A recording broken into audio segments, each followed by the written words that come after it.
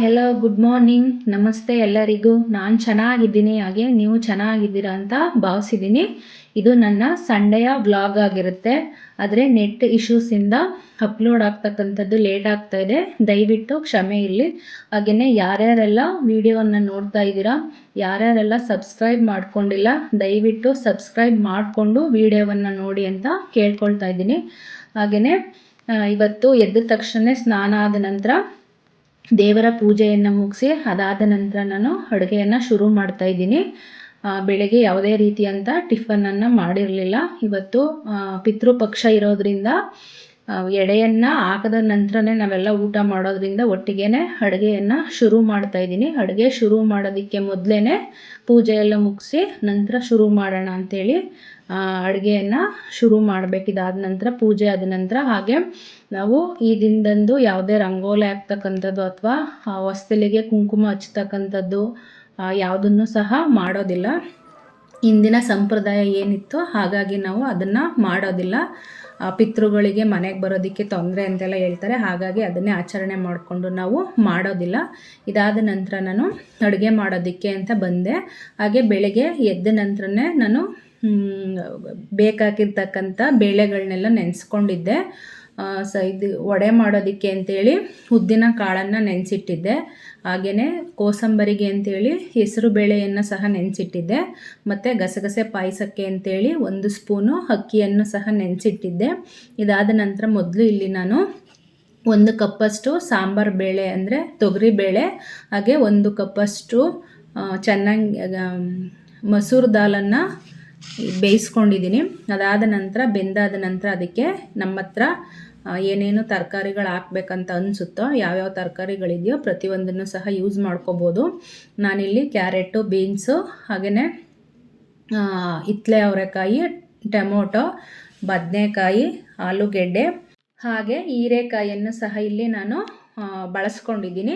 ಇದೆಲ್ಲವನ್ನು ಹಾಕಿದ ನಂತರ ನಾನು ಆವಾಗಲೇ ಒಂದು ಸ್ವಲ್ಪ ನಮಗೆ ಎಷ್ಟು ಹುಳಿ ಬೇಕನ್ಸುತ್ತೋ ಅಷ್ಟು ಹುಣಸೆ ಹಣ್ಣನ್ನು ನೆನೆಸಿಟ್ಕೊಂಡಿದ್ದೆ. ಕೆಲವರು ಟೊಮೊಟೊದಲ್ಲಿ ಇರ್ತಕ್ಕಂಥ ಹುಳಿ ಅಂಶನೇ ಸಾಕಾಗುತ್ತೆ ಅಂತೇಳಿ ಮೇಲೆ ಹುಣಸೆ ಹಣ್ಣನ್ನು ಯೂಸ್ ಮಾಡಲ್ಲ. ಆದರೆ ನಮಗೆ ಹುಣಸೆ ಹಣ್ಣಿನ ಟೇಸ್ಟು ಸ್ವಲ್ಪ ಬೇಕಾಗುತ್ತೆ ಅಂತೇಳಿ ಟೊಮೊಟೊವನ್ನು ಕಡಿಮೆ ಹಾಕಿ ಹುಣಸೆ ಹಣ್ಣನ್ನು ಸಹ ನಾನಿಲ್ಲಿ ಸ್ವಲ್ಪ ಯೂಸ್ ಮಾಡ್ಕೊಳ್ತೀನಿ. ಇದಕ್ಕೆ ಎಷ್ಟು ನೀರು ಬೇಕೋ ಅಷ್ಟು ನೀರನ್ನು ಹಾಕ್ಕೊಂಡು ನಂತರ ಹುಣಸೆ ಹಣ್ಣಿನ ರಸವನ್ನು ಸಹ ನಾನಿಲ್ಲಿ ಸೇರಿಸ್ಕೊಳ್ತಾ ಇದ್ದೀನಿ. ಇದಾದ ನಂತರ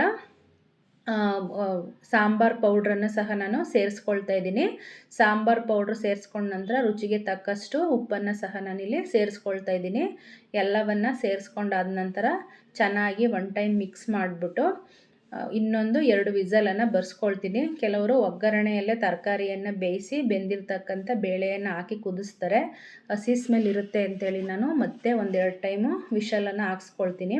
ಇದಾದ ನಂತರ ಇಲ್ಲಿ ನಾನು ರವೆ ಉಂಡೆ ಮಾಡೋದಕ್ಕೆ ರೆಡಿ ಮಾಡ್ತಾ ಇದ್ದೀನಿ. ಒಂದು ಬಾಣಲಿಗೆ 2-3 ಸ್ಪೂನ್ ಆಗುವಷ್ಟು ತುಪ್ಪವನ್ನು ಹಾಕ್ಕೊಳ್ತಾ ಇದ್ದೀನಿ. ಹಾಕ್ಕೊಂಡು ಡ್ರೈ ಫ್ರೂಟ್ಸ್ ದ್ರಾಕ್ಷಿ ಮತ್ತು ಗೋಡಂಬಿಯನ್ನು ಹುರ್ಕೊಳ್ತಾ ಇದ್ದೀನಿ. ದ್ರಾಕ್ಷಿ ಮತ್ತು ಗೋಡಂಬಿಯನ್ನು ಹುರಿದಾದ ನಂತರ ಅದನ್ನು ಸಪ್ರೇಟು ಎತ್ತಿಟ್ಕೊಂಡು ನಂತರ ರವೆಯನ್ನು ಹುರ್ಕೋಬೋದು. ಆದರೆ ನಾನಿಲ್ಲಿ ಕಡಿಮೆ ಕ್ವಾಂಟಿಟಿಯಲ್ಲಿ ಮಾಡ್ತಾ ಇರೋದ್ರಿಂದ ಡೈರೆಕ್ಟಾಗಿ ಅದಕ್ಕೇ ಸಹ ರವೆಯನ್ನು ಹಾಕಿ ಹುರ್ಕೊಳ್ತಾ ಇದ್ದೀನಿ. ಏನು ತೊಂದರೆ ಇಲ್ಲ, ಹಾಗೇನೂ ಸಹ ಹುರ್ಕೋಬೋದು. ಯಾಕೆಂದರೆ ರವೆ ಉಂಡೆ ಮಾಡೋಂಥ ಸಂದರ್ಭದಲ್ಲಿ ಯಾವುದನ್ನು ಹೆಚ್ಚು ಹೊತ್ತು ನಾವು ಬೇಯಿಸ್ತಾ ಕೂತ್ಕೊಳ್ಳಲ್ಲ, ಹಾಗಾಗಿ ಉರಿತಾ ಇರಲ್ಲ. ಹಾಗಾಗಿ ಹಿಂದೆನೇ ಡೈರೆಕ್ಟಾಗಿ ಹಾಕ್ಬೋದು, ಏನೂ ಸಹ ತೊಂದರೆ ಆಗಲ್ಲ. ಹಾಗಾಗಿ ನಾನು ಹಿಂದೆನೇ ರವೆಯನ್ನು ಸಹ ಹಾಕ್ತಾಯಿದ್ದೀನಿ. ಇದನ್ನು ಸಪ್ರೇಟು ತೆಗೆದಿಟ್ಕೊಂಡಿಲ್ಲ ದ್ರಾಕ್ಷಿ ಗೋಡಂಬಿಯನ್ನು, ಅದ್ರ ಜೊತೆನೇ ನಾನು ರವೆಯನ್ನು ಸಹ ಸೇರಿಸ್ತಾ ಇದ್ದೀನಿ. ಇಲ್ಲಿ ನಾನು 1 ಕಪ್ಪಷ್ಟು ರವೆಯನ್ನು ತಗೊಂಡಿದ್ದೀನಿ, ಅಂದರೆ 1/4 kgಯಷ್ಟು ರವೆಯನ್ನು ತಗೊಂಡಿದ್ದೀನಿ. 1ಕ್ಕೆ 2ರಷ್ಟು ಸಕ್ಕರೆಯನ್ನು ಯೂಸ್ ಮಾಡ್ಕೋಬೋದು. ಕೆಲವರು ಸಕ್ಕರೆ ಪೌಡ್ರನ್ನು ಮಾಡಿ ಯೂಸ್ ಮಾಡ್ತಾರೆ, ಅಂದರೆ ಅದು ಜಾಸ್ತಿ ನೈಸ್ ಥರ ಆಗುತ್ತೆ ಅಂತೇಳಿ ರವೆ ಮತ್ತು ಸಕ್ಕರೆ 2 ಮತ್ತು ಕಾಯಿ ಎಲ್ಲ ಸೇರಿ ತಿನ್ನೋಕೆ ಸಿಕ್ಕಿದ್ರೆ ಚೆನ್ನಾಗಿರುತ್ತೆ ಅಂತೇಳಿ ನಾನು ಈ ರೀತಿಯಾಗಿ ಮಾಡ್ಕೊಳ್ತೀನಿ. ಸಕ್ಕರೆಯನ್ನು ಪೌಡ್ರ್ ಮಾಡಿ ನಾನು ಹಾಕ್ಕೊಳ್ಳಲ್ಲ. 1:2 ರೇಷಿಯೋಲ್ಲಾದ್ರೂ ಸಕ್ಕರೆ ಹಾಕ್ಕೋಬೋದು. ಸ್ವಲ್ಪ ಸ್ವೀಟ್ ಕಡಿಮೆ ಬೇಕು ಅಂತ ಹೇಳೋರು ಒಂದಕ್ಕೆ 2ರಷ್ಟು ಬೇಡ, 1.5 ಅಷ್ಟಾದ್ರೂ ಸಕ್ಕರೆಯನ್ನು ಸೇರಿಸ್ಕೋಬೇಕಾಗುತ್ತೆ. ನಂತರ 1 ಕಪ್ಪಷ್ಟು ಇಲ್ಲಿ ನಾನು ಅಂದರೆ 1 ಹೋಳಷ್ಟು ಕಾಯನ್ನು ಸಹ ನಾನು ಸೇರಿಸ್ಕೊತಾ ಇದ್ದೀನಿ. ಹಾಗೆಯೇ ಇದ್ರ ಜೊತೆಯಲ್ಲೇ ಸ್ವಲ್ಪ ಏಲಕ್ಕಿ ಪುಡಿಯನ್ನು ಸಹ ಸೇರಿಸ್ಕೊಂಡ್ರೆ ಆಯಿತು. ನಂತರ ಸ್ವಲ್ಪ ಒಂದು ಅರ್ಧ ಲೋಟದಷ್ಟು ಕಾದಿರ್ತಕ್ಕಂಥ ಹಾಲನ್ನು ಸಹ ನಾನಿಲ್ಲಿ ಹಾಕ್ಕೊಳ್ತಾ ಇದ್ದೀನಿ. ಎಲ್ಲವನ್ನು ಹಿಂದೆನೇ ಹಾಕ್ಕೋಬೇಕು. ಜಾಸ್ತಿ ಏನಾದ್ರೂ ಹುರಿದ್ರೆ ರವೆಯನ್ನು ಜಾಸ್ತಿ ಹುರಿದ್ಬಿಟ್ರೆ ಗಟ್ಟಿಯಾಗುತ್ತೆ ರವೆ ಉಂಡೆ. ಹಾಗಾಗಿ ನಾನು ಜಾಸ್ತಿ ಹುರಿತಾ ಇಲ್ಲ, ಹಿಂದೆನೇ ಬೇಗನೆ ರವೆ ಹಸಿ ಸ್ಮೆಲ್ ಹೋದರೆ ಸಾಕಾಗುತ್ತೆ. ಅದಾದ ನಂತರ ಇಳಿಸ್ಕೊಂಡು ಬಿಸಿ ಇದ್ದಾಗಲೇ ನಾನು ರವೆ ಉಂಡೆಗಳನ್ನು ಮಾಡ್ಕೊಳ್ತಾ ಇದ್ದೀನಿ. ನಾನು ಒಂದು 1/4 kg ರವೆಯನ್ನು ತಗೊಂಡಿದ್ದೆ ಅಷ್ಟೇ, ಅದಕ್ಕೆ ಇಷ್ಟು ಉಂಡೆಗಳಾಗಿದೆ. ಅಂದರೆ ಕಾಯಿ ಅದೆಲ್ಲ ಜಾಸ್ತಿ ಹಾಕಿದ್ರೆ ಸ್ವಲ್ಪ ಜಾಸ್ತಿ ಉಂಡೆಗಳಾಗುತ್ತೆ, ಕಡಿಮೆ ಹಾಕಿದ್ರೆ ಕಡಿಮೆ ಆಗುತ್ತೆ. ಇದಾದ ನಂತರ ನಾನಿಲ್ಲಿ ಗಸಗಸೆ ಪಾಯಸ ಮಾಡೋದಕ್ಕೆ ರೆಡಿ ಮಾಡ್ತಾಯಿದ್ದೀನಿ. ಒಂದು 7ರಿಂದ 8 ಬಾದಾಮಿ, ಹಾಗೆ ಒಂದು 7ರಿಂದ 8 ಗೋಡಂಬಿಯನ್ನು ತಗೊಂಡಿದ್ದೀನಿ. 1 ಸ್ಪೂನಷ್ಟು ಗಸಗಸೆಯನ್ನು ತಗೊಂಡಿದ್ದೀನಿ. ಗಸಗಸೆ ತುಂಬ ಹೆಚ್ಚಾಗಿ ಹಾಕ್ತಂತ ಹೇಳಿದ್ರೆ ಕಹಿ ಬರುತ್ತೆ, ಹಾಗಾಗಿ 1 ಸ್ಪೂನಷ್ಟು ಸಾಕಾಗುತ್ತೆ. ಅದಕ್ಕೆ ಆವಾಗಲೇ ನೆನೆಸಿಟ್ಕೊಂಡಿದ್ದಂತಹ ಅಕ್ಕಿಯನ್ನು ನಾನು 1 ಸ್ಪೂನ್ ಅಕ್ಕಿ ನೆನೆಸಿದ್ದೆ, ಅದನ್ನು ಸಹ ಸೇರಿಸ್ಕೊಳ್ತಾ ಇದ್ದೀನಿ. ಹಾಗೆ 1 ಹಿಡಿಯಷ್ಟು ಕಾಯನ್ನು ಸಹ ನಾನಿಲ್ಲಿ ಸೇರಿಸ್ಕೊಳ್ತಾ ಇದ್ದೀನಿ. ಅದ್ರ ಜೊತೆನೇ ಏಲಕ್ಕಿಯನ್ನು ಹಾಕಿ ಸಹ ರುಬ್ಕೊಂಡಿದ್ದೀನಿ. ಇದಾದ ನಂತರ ಇಲ್ಲಿ ಬೆಲ್ಲವನ್ನು ಕುದಿಯೋದಕ್ಕೆ ಇಟ್ಟಿದ್ದೆ. ಬೆಲ್ಲ ಎಲ್ಲ ಕರಗಿದ ನಂತರ ನಾವು ರುಬ್ಕೊಂಡಿದ್ದಂತಹ ಗಸಗಸೆ ಹಾಲನ್ನು ಇದ್ರ ಜೊತೆ ಸೇರಿ ಮಿಕ್ಸ್ ಮಾಡೋ ಅಂಥದ್ದು. ಸ್ವಲ್ಪ ಕುದಿ ಬರೋ ತನಕ ಮಿಕ್ಸ್ ಮಾಡ್ತಕ್ಕಂಥದ್ದು. ಕಾಯಿ ಹಾಲೇ ಸಾಕು ಅಂತ ಹೇಳೋರು ಹಾಲನ್ನು ಮಿಕ್ಸ್ ಮಾಡ್ಕೊಳ್ಳೋ ಅಂಥ ಅವಶ್ಯಕತೆ ಇಲ್ಲ ಅಂತ ಹೇಳಿದ್ರೆ ಅದ್ರ ಜೊತೆ ಹಾಲನ್ನು ಸಹ ಮಿಕ್ಸ್ ಮಾಡ್ಕೋಬೇಕಾಗುತ್ತೆ. ಚೆನ್ನಾಗಿ ಕುದಿ ಬಂದ ನಂತರ ಇದಕ್ಕೆ ದ್ರಾಕ್ಷಿ ಮತ್ತು ಗೋಡಂಬಿಯನ್ನು ಹಾಕಿ ಒಗ್ಗರಣೆ ಹಾಕ್ಕೊಂಡ್ರೆ ಮುಗೀತು. ಇಲ್ಲಿ ನಾನು ಹಾಲನ್ನು ಸಹ ಸೇರಿಸ್ಕೊಳ್ತಾ ಇದ್ದೀನಿ. ಇದಾದ ನಂತರ ದ್ರಾಕ್ಷಿ ಗೋಡಂಬಿಯನ್ನು ಹಾಕಿ ನಾನು ಒಗ್ಗರಣೆಯನ್ನು ಸಹ ಇದಕ್ಕೆ ಮಾಡ್ಕೊಳ್ತೀನಿ. ಹಾಗೆಯೇ ಸೈಡಲ್ಲಿ ಇದನ್ನು ಬೇಳೆಯನ್ನು ಸಹ ರುಬ್ಕೊಳ್ತಾ ಇದ್ದೀನಿ. ವಡೆಗೆ ಅಂತೇಳಿ ನೆನೆಸಿದಂತಹ ಉದ್ದಿನ ಕಾಳನ್ನು ಸಹ ನಾನು ಮಿಕ್ಸಿಯಲ್ಲಿ ರುಬ್ಕೊಳ್ತಾ ಇದ್ದೀನಿ. ಜಾಸ್ತಿ ಕ್ವಾಂಟಿಟಿಯಲ್ಲಿ ಹಾಕಿದರೆ ಗ್ರೈಂಡರ್ ಸಹಾಯದಿಂದ ನಾವು ರುಬ್ಕೋಬೋದು. ಆದರೆ ಮಿಕ್ಸಿಯಲ್ಲೂ ಸಹ ನೀರು ಹಾಕ್ತೀರಾ ಬೇಕಂದರೆ ಸ್ವಲ್ಪ ಒಂದು ಚೂರು ನೋಡಿ ಹಾಕೋಬೋದು ಅಷ್ಟೇ. ಇಲ್ಲಾಂದರೆ ನೀರು ಹಾಕ್ತೀರಾ ಚೆನ್ನಾಗಿ ನುಣ್ಣಗೆ ರುಬ್ಕೊಂಡ್ರೆ ಮಿಕ್ಸಿಯಲ್ಲಿ ಮಾಡಿದ್ರೂ ಸಹ ವಡೆ ಚೆನ್ನಾಗೇ ಬರುತ್ತೆ. ಇಲ್ಲಿ ನಾನು ಮೊದಲು ಪಾಯಸಕ್ಕೆ ಒಗ್ಗರಣೆಯನ್ನು ರೆಡಿ ಮಾಡ್ಕೊಳ್ತಾ ಇದ್ದೀನಿ. ದ್ರಾಕ್ಷಿ ಮತ್ತು ಗೋಡಂಬಿಯನ್ನು ತುಪ್ಪದಲ್ಲಿ ಹುರಿದು ಇದನ್ನು ಪಾಯಸಕ್ಕೆ ಸೇರಿಸ್ಕೊಂಡ್ರೆ ಆಯಿತು.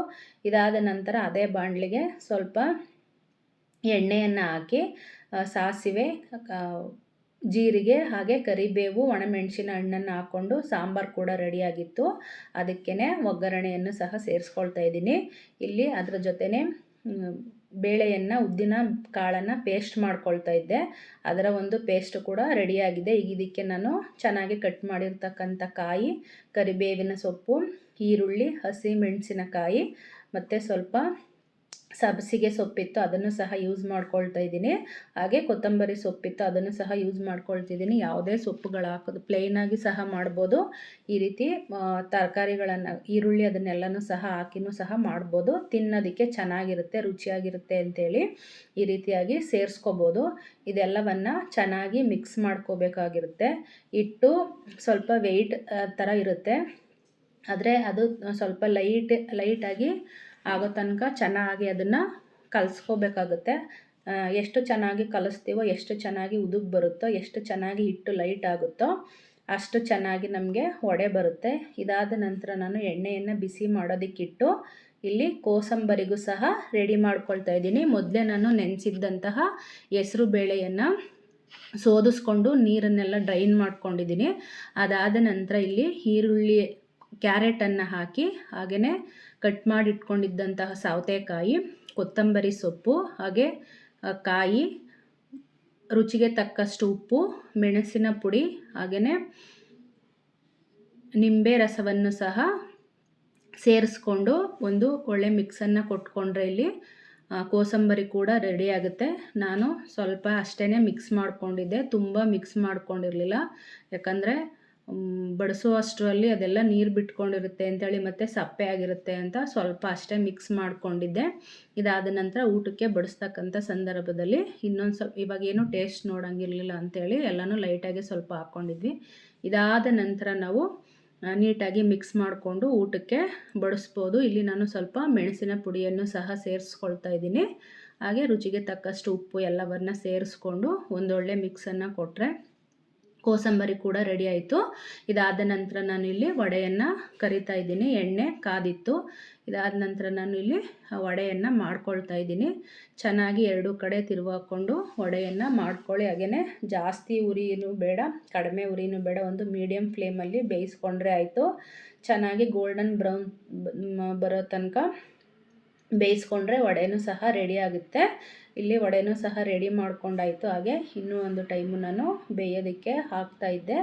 ಅದಾದ ನಂತರ ಇದ್ರ ಜೊತೆನೇ ಆ ಕಡೆ ಸ್ಟೌವಲ್ಲಿ ಉಪ್ಪಿಟ್ಟಿಗೂ ಸಹ ನಾನು ರೆಡಿ ಮಾಡ್ಕೊಳ್ತಾ ಇದ್ದೀನಿ.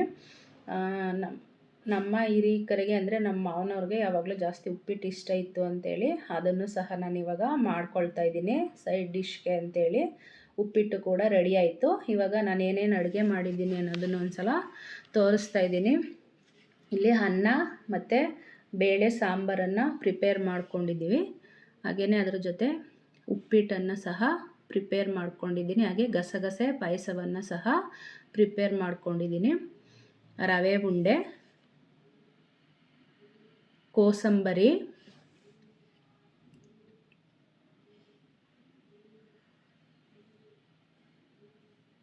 ಉಪ್ಪಿಟ್ಟು ಇದು. ಹಾಗೆಯೇ ವಡೆ, ಉದ್ದಿನ ವಡೆ, ಬೇಕಂತ ಹೇಳಿದ್ರೆ ಅಲಸಂದೆ ವಡೆನೂ ಸಹ ಮಾಡ್ತಾರೆ. ಹಾಗೆಯೇ ಮಜ್ಜಿಗೆ, ಇದಿಷ್ಟು ಪ್ರಿಪೇರ್ ಮಾಡ್ಕೊಂಡು ಆದ ನಂತರ ನಾವು ಪೂಜೆಗೆ ರೆಡಿ ಮಾಡೋದಕ್ಕೆ ಅಂತ ಹೋದ್ವಿ. ಕೆಲವೊಂದು ಕಡೆ ಕಳಶದಲ್ಲಿ ಕಳಶವನ್ನು ಇಟ್ಟು ಪೂಜೆ ಮಾಡ್ತಾರೆ. ಒಂದೊಂದು ಕಡೆ ಒಂದೊಂದು ರೀತಿಯಾಗಿ ಪೂಜೆ ಮಾಡ್ತಾರೆ. ಆದರೆ ನಮಗೆ ಹೇಳ್ಕೊಟ್ಟಿರ್ತಕ್ಕಂಥದ್ದು ದೀಪದ ರೂಪದಲ್ಲಿ ಪೂಜೆ ಮಾಡಬೇಕಂತೇಳಿ, ಹಾಗಾಗಿ ನಾವು ದೀಪದ ರೂಪದಲ್ಲಿ ಪೂಜೆ ಮಾಡ್ತೀವಿ. ಹಿಂದೂ ಧರ್ಮದಲ್ಲಿ ಪ್ರತಿಯೊಂದು ಆಚರಣೆಗೂ ಸಹ ಅದರದ್ದೇ ಆದಂತಹ ಒಂದು ಮಹತ್ವ ಇರುತ್ತೆ. ಹಾಗೆಯೇ ಮಹಾಲಯ ಅಮಾವಾಸ್ಯೆ ಈ ದಿನದಂದು ನಾವು ನಮ್ಮ ಪೂರ್ವಜರಿಗೆ ಕೃತಜ್ಞತೆಯನ್ನು ಹೇಳೋದಕ್ಕೆ ಅಂತಲೇ ಒಂದು ಆಚರಣೆಯನ್ನು ಮಾಡ್ತೀವಿ. ಹಾಗೆಯೇ ಇವತ್ತಿನ ದಿನದಂದು ಪಾರ್ವತಿ ದೇವಿಯು ಸಹ ಭೂಮಿಗೆ ಆಗಮನ ಮಾಡಿದ್ರು ಅಂತ ಕೂಡ ನಂಬಲಾಗುತ್ತೆ. ಹಾಗೆಯೇ ಸಮುದ್ರ ಮಥನದ ಸಂದರ್ಭದಲ್ಲೂ ಸಹ ಕೆಲವೊಂದು ಋಷಿ ಮುನಿಗಳು ಸಹ ಪ್ರಾಣ ತ್ಯಾಗವನ್ನು ಮಾಡಿದರು. ಅವ್ರಿಗೂ ಸಹ ಕೃತಜ್ಞತೆಯನ್ನು ಸಲ್ಲಿಸೋದಕ್ಕೆ ಅಂತೇಳಿ ನಾವು ಈ ಒಂದು ಮಹಾಲಯ ಅಮಾವಾಸ್ಯೆಯನ್ನು ಮಾಡ್ತೀವಿ ಅಂತೇಳಿ ನಂಬಲಾಗಿದೆ. ಒಬ್ಬೊಬ್ಬರು ಒಂದೊಂದು ರೀತಿಯಲ್ಲಿ ಆಚರಣೆಯನ್ನು ಮಾಡ್ತಾರೆ. ಒಬ್ಬರು ಪಿಂಡ ಪ್ರದಾನವನ್ನು ಮಾಡ್ತಾರೆ, ಕೆಲವರು ಕಳಶಗಳನ್ನಿಟ್ಟು ಪೂಜೆ ಮಾಡ್ತಾರೆ, ಮತ್ತು ಕೆಲವರು ಫೋಟೋ ಇಟ್ಟು ಪೂಜೆ ಮಾಡ್ತಾರೆ, ವಸ್ತ್ರಗಳನ್ನಿಟ್ಟು ಪೂಜೆ ಮಾಡ್ತಾರೆ.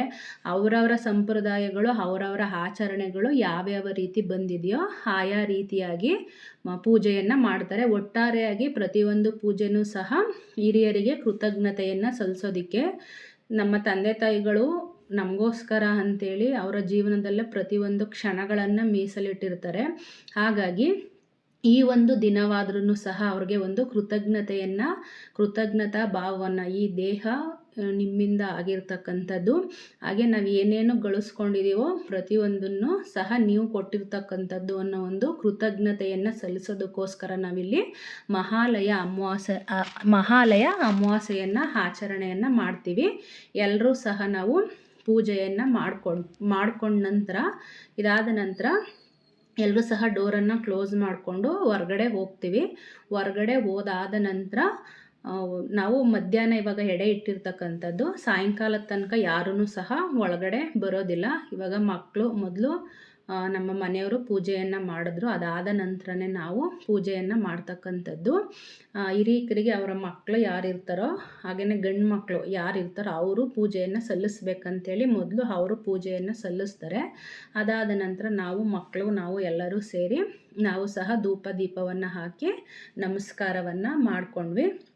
ಇದಾದ ನಂತರ ಬಾಗಿಲನ್ನು ಕ್ಲೋಸ್ ಮಾಡ್ಕೊಂಡು ಹೊರಗಡೆ ಹೋಗಿ ಸಾಯಂಕಾಲದ ತನಕ ಯಾರೂ ಸಹ ಒಳಗಡೆ ಬರಲ್ಲ. ಇದೆಲ್ಲ ಮುಗಿದ ನಂತರ ನಾವು ಸಹ ಮಧ್ಯಾಹ್ನದಿಂದ ಊಟವನ್ನು ಮಾಡಿಲ್ಲ ಅಂಥೇಳಿ ನೆಕ್ಸ್ಟು ನಾವು ಸಹ ಊಟವನ್ನು ಮಾಡ್ತೀವಿ. ಮೊದಲು ಎಡೆಯನ್ನು ಇಕ್ಕಿ ನಂತರನೇ ನಾವು ಊಟವನ್ನು ಮಾಡ್ತಕ್ಕಂಥದ್ದು. ಇವಾಗ ಪೂಜೆ ಎಲ್ಲ ಮುಗೀತು, ಡೋರನ್ನು ಕ್ಲೋಸ್ ಮಾಡ್ಕೊಂಡು ಹೋಗ್ತಾ ಇದ್ದೀವಿ. ಸಾಯಂಕಾಲದ ತನಕ ಯಾರೂ ಸಹ ಆ ಕಡೆ ಹೋಗಲ್ಲ. ಇದಾಗಿತ್ತು ಇವತ್ತಿನ ನನ್ನ ವ್ಲಾಗ್.